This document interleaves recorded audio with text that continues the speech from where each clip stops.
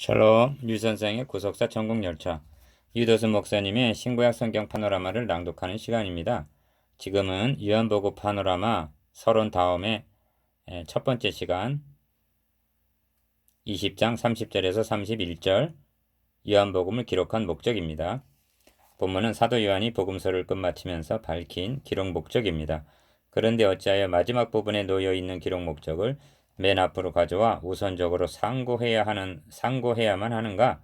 그것은 현대교회가 하나님께서 맡겨주신 성경을 기록한 목적대로 해석하여 바르게 사용하고 있는가 하는 물음을 제기하자는 뜻에서입니다. 이는 본문에 들어가기 앞서서 겸허하게 물어야 될 물음입니다. 요한복음은 도표에 표시된 대로 오직 이것을 기록함은 하고 기록 목적을 분명히 밝히고 있습니다. 1. 오직 이것을 기록함은 너희로 예수께서 하나님의 아들 그리스도이심을 믿게 하려 하며 2. 또 너희로 믿고 그 이름을 힘입어 생명을 얻게 하려 함이니라. 이 두 주제를 증거하기 위해서 요한복음을 기록하였다고 말씀합니다. 그렇다면 요한복음은 이 두 가지 기록 목적에 의해서 해석이 되어야 마땅한 것입니다. 만일 기록한 목적대로 사용하지 아니할 때에는 무식한 자들과 굳세지 못한 자들이 다른 성경과 같이 그것도 억지로 풀다가 스스로 멸망에 이르느니라 한 베드로후서 3장 16절의 결과를 가져올 수도 있기 때문입니다. 자신만이 아니라 화 있을진저 너희 율법사여 너희가 지식의 열쇠를 가져가고 너희도 들어가지 않고 또 들어가고자 하는 자도 막았느니라 하십니다. 누가복음 11장 52절.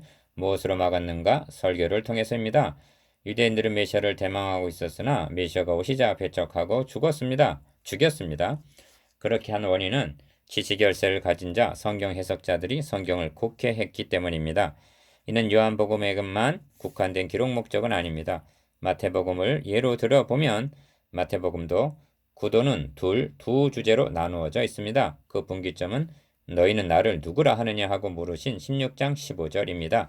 이 질문을 중심으로 전반부는 예수가 누구인가를 증거하는 데 초점을 맞추고 있습니다.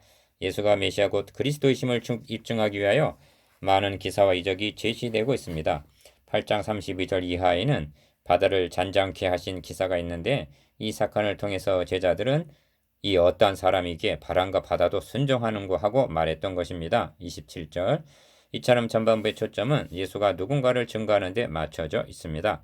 주는 그리스도시요 살아계신 하나님의 아들이시니이다 하는 베드로의 신앙 고백을 들으신 후에 이때로부터 예수 그리스도께서 그냥 예수라 하지 않고 예수 그리스도라 칭하고 있음을 주목하라. 자기가 예루살렘에 올라가 장로들과 대제사장들과 서기관들에게 많은 고난을 받고 죽임을 당하고 제3일에 살아나야 할 것을 제자들에게 비로 가르치시니 21절. 즉 예수 그리스도께서 왜 오셔야만 했는가를 비로소 말씀하셨던 것입니다. 성경은 문제에 대한 해답으로 주어진 것입니다. 한 사람으로 말미암아 죄가 세상에 들어왔습니다. 죄는 하나님을 대적하고 하나님의 나라를 파괴하였습니다. 안식하시던 하나님께서는 내가 뭐뭐 하리라 하고 창세기 3장 15절 다시 일을 시작하셨습니다. 죄가 세상에 들어오지 않았다면 성경은 기록될 필요가 없었을 것입니다.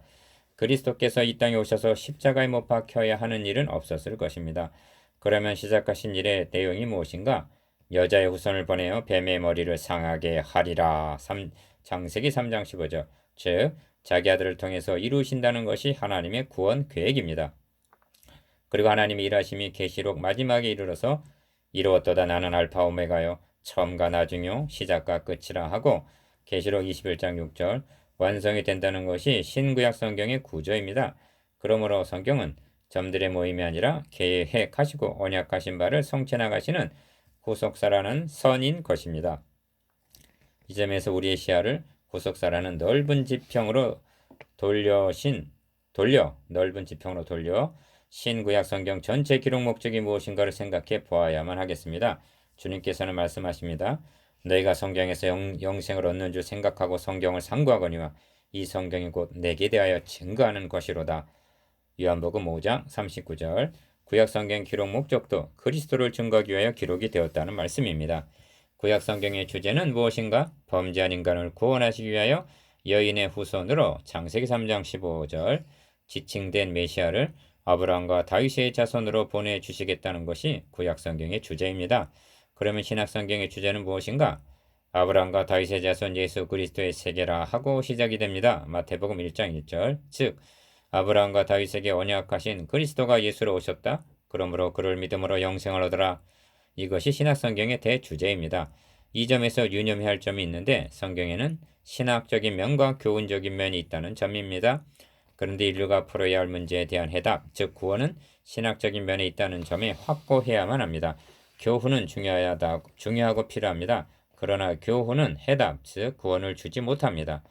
그러므로 성경을 성경신학, 즉 구속사라는 관점으로 보아야 한다는 점은 너무나 당연한 것입니다.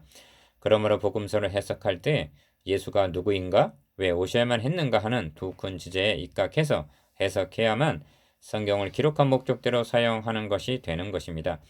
물론 성경을 들어 교훈을 말하며 윤리를 가르치고 축복을 받으라고 말할 수도 있습니다. 그러나 문제는 이런 것들로 구원에 이르게 할 수는 없다는 것입니다. 여러분은 2000년 전 유대 땅에 나셨던 역사적인 인물 예수가 하나님의 아들 그리스도이심을 믿으십니까? 그를 믿음으로 나에게 영원한 생명이 주어졌음을 확신하십니까? 그리고 이 복음은 구약 성경에서 언약하시고 신약 성경에서 성취해 주신 하나님의 주권적인 은혜임을 고백하십니까? 그렇다면 여러분은 참으로 복받은 사람입니다. 현대교회는 제2의 종교개혁이 절실할 만큼 성경을 곡해하는 탕류 속에 떠내려가고 있습니다. 지식의 열쇠를 위임받은 말씀의 사역자들은 진지하게 나는 성경을 기록한 목적대로 사용하고 있는가? 아니면 사람을 기쁘게 하기 위하여 자기 구미에 맞도록 해석하고 적용하는 잘못을 범하고 있지는 아니한가? 심각하게 반성해 보아야만 합니다.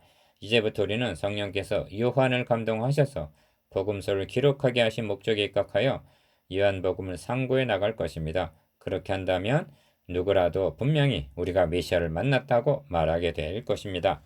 묵상해 봅시다. 1. 구약성경의 주제는 무엇입니까? 2. 신약성경의 주제는 무엇입니까? 3. 요한복음을 기록한 두 가지 목적은 무엇입니까?